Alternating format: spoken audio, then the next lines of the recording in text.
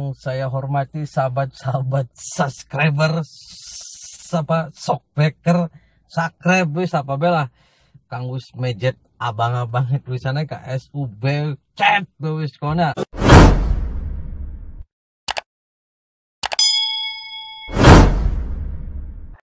Saya akan menyebutkan sebuah amalan yang paling ditakuti oleh jin dan bala tentaranya. Bermula dari bacaan saya terhadap literatur sejarah. Ada kitab yang menjadi salah satu favorit saya, rujukan saya yang memang dipandang oleh ulama sebagai referensi yang sangat recommended, yaitu kitab yang namanya Al-Bidayatu wan Nihayah. Kalau Imam Ghazali kitabnya namanya Bidayatul Hidayah. Adapun Al-Imam Ibnu Katsir rahimahullah yang wafat pada tahun 774 Hijriah, beliau menulis ensiklopedia sejarah yang namanya Al-Bidayah wan Nihayah. Al-Bidayah ngomongin masa-masa awal, wan Nihayah ngomongin penghabisan. Jadi berbicara tentang sejarah, beliau mengupas dengan tuntas. Ada hal yang sangat unik ketika saya membaca kitab ini. Pada juz 2 halaman 231, di mana Al-Imam Ibnu Katsir mengutip sebuah riwayat yang disebutkan oleh Al-Imam Suhaili dalam kitab At-Ta'rif wal I'lam. Di mana dalam kitab ini beliau bercerita tentang seorang tokoh di kalangan jahiliyah yang bernama Harab bin Umayyah. Harab bin Umayyah ini kita ketahui beliau adalah ayah dari sahabat Rasulullah SAW sekaligus mertua beliau, yaitu Sayyiduna Abu Sufyan. Sayyiduna Abu Sufyan radhiyallahu an punya bapak namanya Harab bin Umayyah. Ini diriwayatkan Harab bin Umayyah beserta rombongan bersama kapilah dagang suku Quraisy melewati sebuah kampung, di mana kampung itu memang terkenal kampung angker, kampung yang memang penuh mistik. Begitu lewat itu kapilah dagang lewat situ, mereka menemukan seekor ular yang akhirnya itu ular dimatiin. Tanpa sepengetahuan mereka, itu ular merupakan jin yang lagi nyamar jadi ular. Begitu ular itu mati, penunggu kampung itu balas dendam, sehingga datanglah sosok wanita dari bangsa jin. Dia datang bawa tongkat, dia jalan, dia gedor tuh tongkat. Begitu rombongan Quraisy yang lagi ada di kemah, mereka kaget, dikejutkan dengan onta dan hewan-hewan mereka yang langsung kabur. Jadi ada sinyal yang manusia enggak tahu, tapi binatang tahu. Pada kabur tuh onta sama kambing. Mereka kelimpungan nyari onta sama kambingnya. Singkat cerita, dicari dengan susah payah, akhirnya ketemu. Dibawa lagi. Datang lagi tuh perempuan. Seorang jin yang nyamar jadi perempuan. Dia bawa tongkat, dia gedor. Kejadian begitu lagi. Itu onta sama kambing pada kabur. Dicari lagi, susah payah. Akhirnya ketemu. Singkat cerita, bingunglah ini komplotan saudagar Quraisy. Singkat cerita, dia nanya-nanya sama orang yang ada di kampung itu.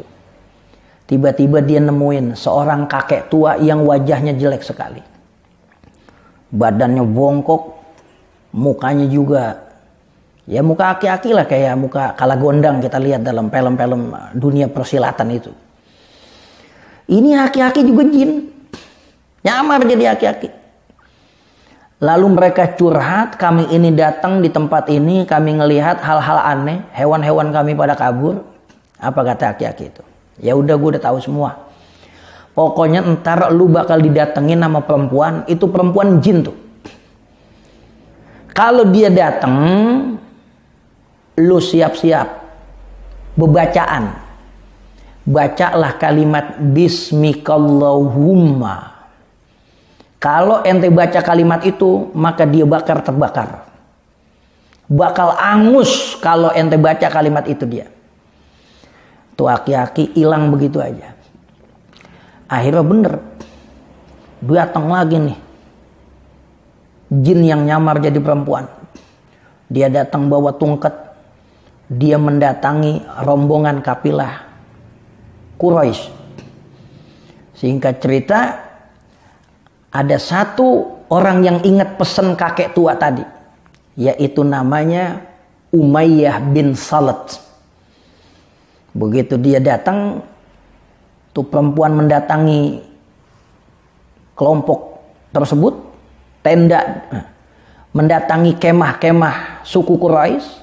Yang ingat adalah Umayyah bin Salat. Dia ingat bakal datang perempuan tua, itu jinnya tuh. Kalau ente mau dia pergi, mau dia angus, mau dia terbakar, lu baca tuh Bismikallahumma. Diajarkan sebuah password yang kalau disebut jin bakal terbakar. Begitu dia deket, tuh perempuan yang aslinya jin, Umayyah bin Salat, baca kalimat itu Bismikallahumma. Berhentilah nenek tua itu dalam keadaan gemetar. Dia baca lagi yang kedua, Bismikallahumma, makin lumpuh. Dia baca lagi yang ketiga, Bismikallahumma. Tiba-tiba jin wanita itu memberikan tendangan. Dan yang terkena adalah Harb bin Umayyah, bapaknya Abu Sufyan.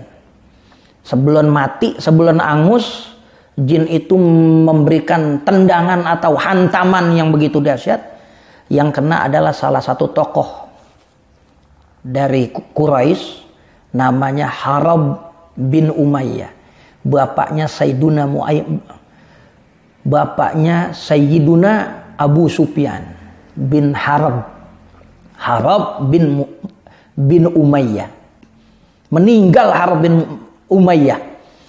Akhirnya singkat cerita, karena memang ingin melakukan perjalanan lagi, suku Quraisy mencari tempat yang sepi, tempat yang gak ada pemukiman, tempat yang kagak ada tetangganya, dikuburin di tempat itu. Sehingga jin membuat syair pada saat kematian Harb bin Umayyah. Syairnya disebut dalam Bahar Rojaz. Jadi setan juga, iblis bisa bikin syair. Ya. Wa qabru harbin bimakanin fakri wa laisa kurba qabri harbin qabru wa qabru harbin bimakanin fakrin.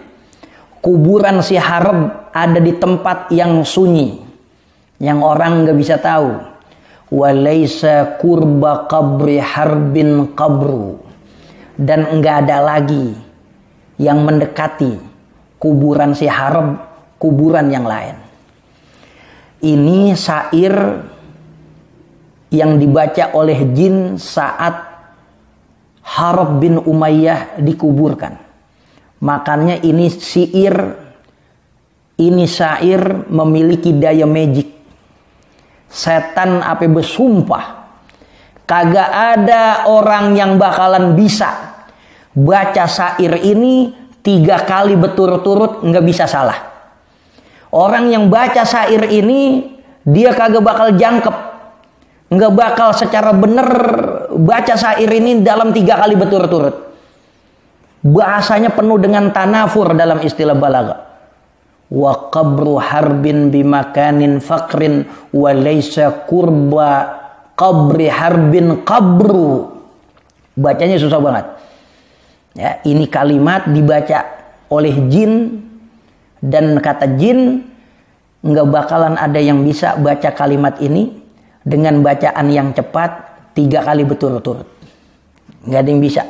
Seperti kalimat yang juga ada dalam bahasa kita, nggak ada orang bisa nyebut 1 biru sampai 10 biru dengan lancar. 1 biru, 2 biru, 3 biru, 4 biru, 5 biru, 6 biru, 7 biru, 8 biru, 9 biru, 10 ribu. Wah, tuh. Jadi ada juga kalimat yang emang gak bisa dibaca 3 kali berturut-turut dengan bacaan yang cepat, melainkan kalimat ini. Ya. Jadi dari kisah ini kita ambil kesimpulan bahwa yang namanya dzikrullah, utamanya kalimat bismikallahumma, itu kalimat yang paling ditakutin oleh bangsa jin. Sebab itu ilmu dari rajanya jin, dari sesepuhnya jin. Dia bocorin rahasia, pengen ngusir jin, pengen bakar jin, sebut bismikallahumma. Makanya dalam doa yang digubah oleh guru saya, As-Sayyid Abdul Karim Baqqas Al-Idrisi, ya, ketika doa Rabbana anfa'na bima 'allamtana, Rabbi 'allimna alladzi yanfa'una, itu enggak ada muqaddimahnya, dibikinin oleh beliau. Muqaddimah sebelum baca Rabbana anfa'na bima 'allamtana, Rabbi 'allimna alladzi yanfa'una. Sebelumnya dibikinin muqaddimah. Bismikallahumma ya barin nasam qad da'auna nartaji faidal karam. Ditambahin lafaz bismikallahumma. Karena dari riwayat Umayyah bin Salat, dia diajarkan oleh dedengkot tokoh masyarakat jin yang udah tua bangka, pengen ngusir sekaligus ngangusin, membinasakan jin, bacalah kalimat bismikallahumma. Yang kedua, kesimpulannya bahwa jin bisa matiin orang. Bahkan ada sahabat, ya, nggak tahu nih riwayat sahih apa kagak, ada sahabat namanya Sa'ad bin Ubadah, ya, yang meninggal kena tikaman jin. Wallahu a'lam bishawab. Tapi memang jin bisa matiin orang. Selain dia bisa matiin orang, dia juga bisa dimatiin oleh orang. Ya. Ini kesimpulan yang kita dapatkan dari membaca sejarah kitab yang disebutkan oleh Al-Imam Ibnu Katsir dalam kitab Al-Bidayah wan Nihayah. Mudah-mudahan banyak manfaatnya. Assalamualaikum warahmatullahi wabarakatuh.